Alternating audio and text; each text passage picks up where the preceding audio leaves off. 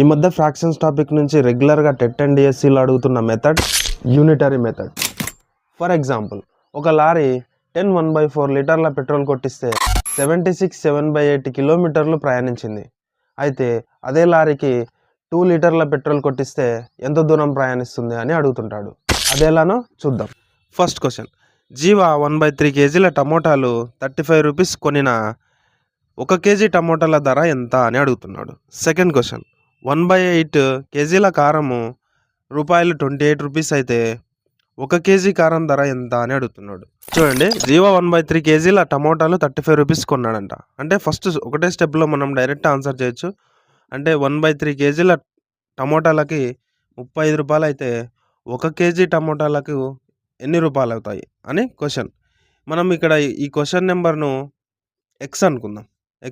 అంటే 1/3 కేజీల టమోటాలు 35 రూపాయలు అయితే 1 కేజీ టమాటాల ధర ఎంత? ఈ యూనిటరీ మెథడ్లో మనం ప్రతి దాంట్లో చేయాల్సింది cross multiplication. So cross multiplication చేద్దాం. X into 1/3 equals to 1 into 35 ఏమవుతుంది? x/3 ఈక్వల్స్ టు 35 అవుతుంది. ఈ 3ని అక్కడ తీసుకపోతే ఏమవుతుంది? x equals to 35 into 3. 35 into 3 ఎంత? 3 3 జా 9. 9 అంటే 90. 3 5 జా 15. ఏమొస్తుంది?